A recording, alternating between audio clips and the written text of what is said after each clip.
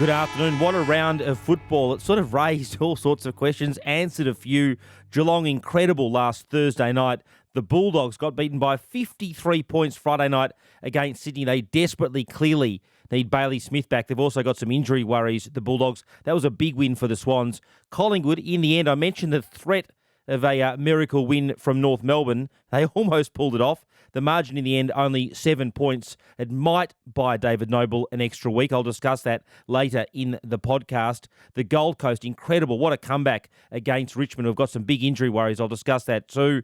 Fremantle, geez, they're the real deal. They absolutely crushed St Kilda in the second half on Saturday night. The Giants, they were clearly disappointing against Port, who the back end of their season continues to improve. The Bombers beat the COVID and injury-ravaged Lions by 10 points. What an incredible performance that you'd think would strengthen Ben Rutten's grip on that coaching position with the persistent talk of Alistair Clarkson. The Hawks got it done yesterday for Paul Deere, who passed away at age just 55 over the weekend, and Ray Gunston, Jack's dad, last week. And Carlton over in the West, 63-point winners. They were challenged by the Eagles at one point, but boy, they came home hard in the second half. Curnow and Mackay, absolutely incredible. Well, you can tell I was excited. I thought it was a great weekend of footy. Off the top this afternoon, I want to discuss Brodie Grundy and the situation now concerning his contract and situation with Collingwood. There has been discussion, I think Tom Rockliff mentioned this over the weekend, about the prospect of Grundy not being at Collingwood next year. There has been whispers in recent weeks that Collingwood might be prepared to put Grundy up for trade, and certainly Collingwood haven't revealed their hand yet. I just want to emphasise that they haven't.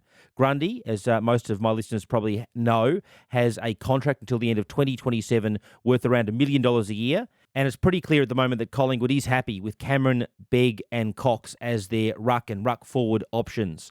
My information this afternoon is that Grundy's management is now even expecting Collingwood to possibly flag the prospect of them asking if Grundy is interested in being traded. Clearly, Grundy would need to agree to that, and Collingwood hasn't asked as yet.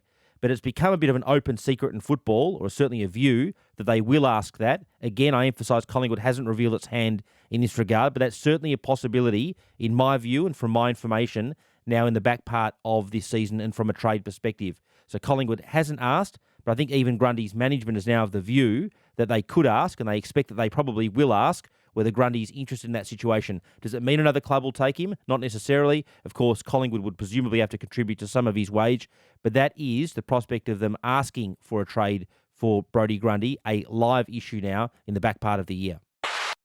North Melbourne, I reported Friday, barring a miracle against Collingwood, that the review, the football part of the review in regards to the coaching has come on a little bit quicker than we expected, and I think there'll be a decision regarding David Noble and them parting company with David Noble as soon as this week.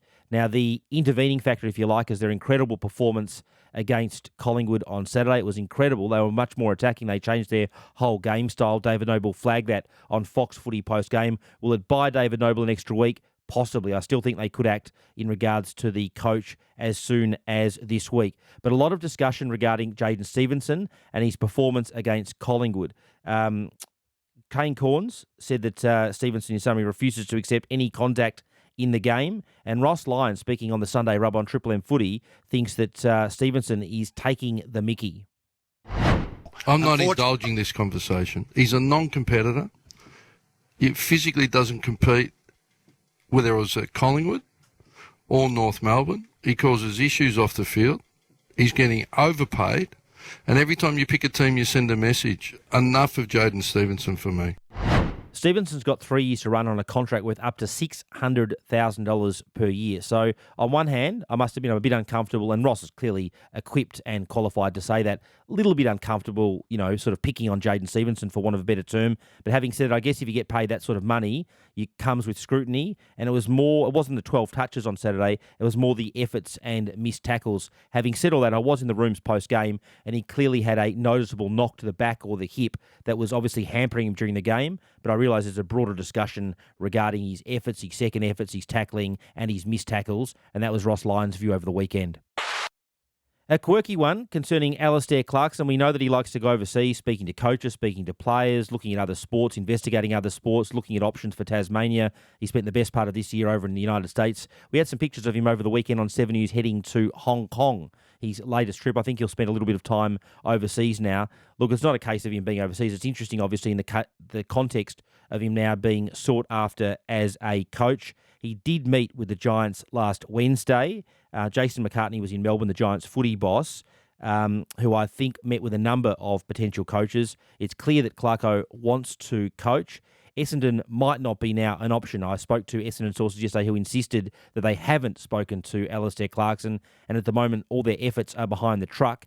And off the back of impressive wins now against Sydney as well as Brisbane, I think the truck might have solidified his position perhaps over the last couple of weeks. But that Essendon review is ongoing, and no doubt there'll be a big question this week from Essendon, and we'll chase this, obviously. I'll chase this, whether their position on the truck has solidified off the back of these two performances. Having said that, an alternative view might be their performance this year has been too little too late. And Matthew Lloyd did allude to that on Footy Classified last week, that some of Essendon's performances come at the back part of the year when there's less pressure. I guess next season there'll be emphasis on the start to the season, and that's something that the Football Review at Essendon will be working through at the moment. I shouldn't say COVID's back because it never went away, but it has in a practical sense gone away from a footy perspective over the last 5 or 10 weeks. Not a lot of players have been missing with COVID. The Lions had 5 players missing with COVID over the weekend. I think the Suns had a couple. St Kilda had Hanbury, for example, who wasn't available to play in the VFL or AFL through COVID. The point is that it's clearly impacted the Lions over the weekend. It arguably, taking nothing away from the Bombers, cost the Lions the game. St Kilda jumping on the front foot yesterday, texting their players, asking them where possible to avoid social interaction, and they'll also speak to the players about that this week. I know a lot of the top clubs have been doing similar things throughout the year, as has St Kilda, but it's definitely back on the team's radar in terms of being a potential factor now that could impact the second half of the year and indeed the finals. It's a big issue.